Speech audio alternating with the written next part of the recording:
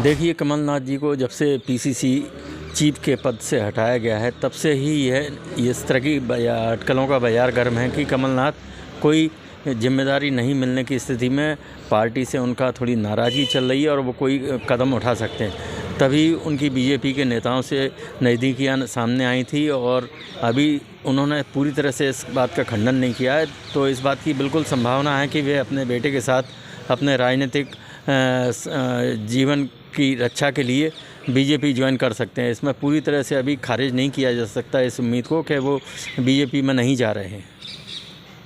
क्या कारण रहेंगे? इसके कारण मैंने बताया ना कि एक तो उनको पीसीसी चीफ से अचानक हटाया जाना, फिर उन पर अभी तक संगठन की ओर से कोई जिम्मेदारी नहीं देना, इस तरह से उनको एक तरह से फ्री कर दिया गया है, जो कमलनाथ जैसे वरिष्ठ नेता को कहीं ना कहीं नागवार गुजरा है। देखिए, अभी कुछ भी कहना मेरी समझ से तो जल्दबाजी होगी, क्योंकि इस बात का ऐलान खुद कमलनाथ को करना है। कमलनाथ जी हाल ही में उन्होंने एक बाइट दिया है, एक इंटरव्यू दिया है, उसमें कहा है कि वो इस बात की जानकारी पत्रकारों से साझा करेंगे। और आज का जो सिनेरियो है उसमें महज अटकलें लगाई जा रही हैं, स्पष्ट कहीं नहीं है। इसको समझने के लिए हमें दो बातों को समझना होगा, क्योंकि कमलनाथ जी के साथ नकुलनाथ जी को भी काफ़ी नाम आ रहा है। अब कमलनाथ जी की बात करें तो कमलनाथ जी कांग्रेस से जुड़े हैं और पिछले 45 वर्षों से कांग्रेस के लिए काम करते आ रहे हैं। कांग्रेस ने उन्हें कई महत्वपूर्ण पद दिए, बहुत कुछ दिया अगर कहा जाए इन शॉर्ट। और रही बात नकुलनाथ जी की, तो नकुलनाथ जी वर्तमान में सांसद हैं छिंदवाड़ा से। ऐसे में उनको ये देखना होगा, अगर वो कांग्रेस छोड़ते हैं, कि बीजेपी उनको उस कद को के अनुसार पद देती है या पार्टी में स्थान देती है, तो शायद कमलनाथ जी मानेंगे। अन्यथा मैं तो यही कहूँगा कि कमलनाथ जी का जाना भी एक प्रकार से कहा जाए तो बेकार जाएगा। और दूसरी बात, कमलनाथ जी भी नहीं जाना चाहेंगे, क्योंकि उनको उनकी कद के अनुसार पद नहीं मिलेगा या पार्टी में सम्मान नहीं मिलेगा। बीजेपी का दामन थामेंगे। बिल्कुल, देखिए, इस वक्त जो हालात बन रहे हैं वो तो यही बता रहे हैं कि कमलनाथ और उनके बेटे नकुलनाथ अब बीजेपी का दामन थाम रहे हैं। कुछ हालात ऐसे बने भी हुए हैं। एक तरफ तो सिख दंगों का जो आरोप है कमलनाथ पर, उसका भी जो मामला है वो कोर्ट में है। दूसरी तरफ हम देखें, ईडी सीबीआई के भी कुछ मामले उनके परिवारजनों पर जुड़े हुए हैं। तो ऐसे में प्रबल संभावनाएं हैं। एक तस्वीर तो ये हो गई। दूसरी तस्वीर ये है कि जब चुनाव हुए विधानसभा, और उसके बाद जिस तरह का परिणाम कांग्रेस का आया, उसके बाद से ही कमलनाथ का जो बॉडी लैंग्वेज है वो बहुत डिफरेंट हो गया था। और पार्टी का जो आला नेतृत्व था वो भी उन्हें बहुत ज़्यादा भाव नहीं दे रहा था। उनकी जिस तरह से उन्हें हटाया गया और उनके बाद उनकी जगह दूसरा प्रदेश अध्यक्ष बनाया गया, उसके बाद से ही बहुत ज़्यादा दिलचस्पी कांग्रेस में कमलनाथ नहीं ले रहे थे। तो साफ जाहिर है कि कमलनाथ के लिए जो इस वक्त जो माहौल है वो उनके माकूल कांग्रेस में नहीं है।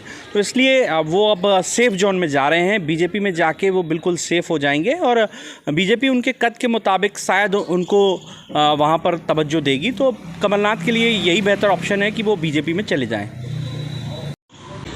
मीडिया में जिस तरीके की खबरें चल रही हैं कि कमलनाथ भारतीय जनता पार्टी में जा रहे हैं, लेकिन जाते जाते वो रुक गए हैं। और ये भी बताया जा रहा है कि राहुल गांधी से और प्रियंका गांधी से उनकी बात हुई है।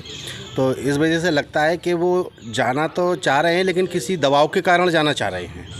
जैसे कि उनके भांजे का और उनके कुछ केसेस का लेकर जो दबाव बनाया जा रहा है प्रशासन द्वारा और एजेंसियों द्वारा, तो ऐसा लगता है कि हो सकता है वो किसी दबाव की वजह से वहाँ पर जाना चाह रहे हैं, और लेकिन उनका मन नहीं है, ऐसा लगता है मुझको।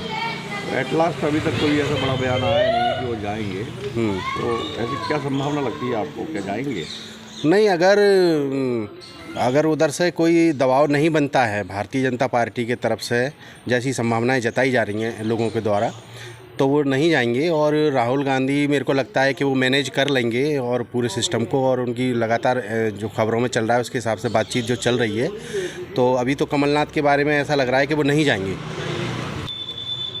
जैसा बीजेपी द्वारा जो किया जा रहा है पूरे देश के अंदर, सारे विपक्षियों के, ईडी, आईटी, सीबीआई, इनके द्वारा जिस तरह से दबाव बनाकर अपने में शामिल किया जा रहा है।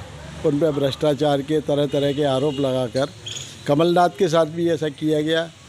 उनके परिवार के रिश्तेदारों को ईडी और उसमें बंद किया गया और इस वजह से इनके ऊपर भी इतना दबाव होगा, चूँकि ये उद्योगपति भी हैं, कि मजबूरी में इनको कांग्रेस छोड़ना पड़ रही होगी, ऐसा मैं मानता हूँ। चुनाव है नज़दीक तो ऐसी अफवाहें जायज़ है, चलती रहती हैं, लेकिन यहाँ तक कमलनाथ का बीजेपी में जाने का सवाल है तो यहाँ तक देखा जाए बीजेपी कमलनाथ को शायद ही स्वीकार है, क्योंकि 1984 में सिख दंगे हुए थे, उनमें कमलनाथ की भूमिका थी। इसको लेकर अगर बीजेपी कमलनाथ को लेती है तो बीजेपी को कहीं ना कहीं एक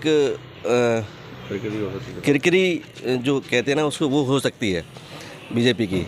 इसलिए लोकसभा चुनाव पास में है, बीजेपी कोई ऐसा कदम नहीं उठाएगी जिससे कि उसका आने वाले लोकसभा चुनाव में असर दिखने को मिले।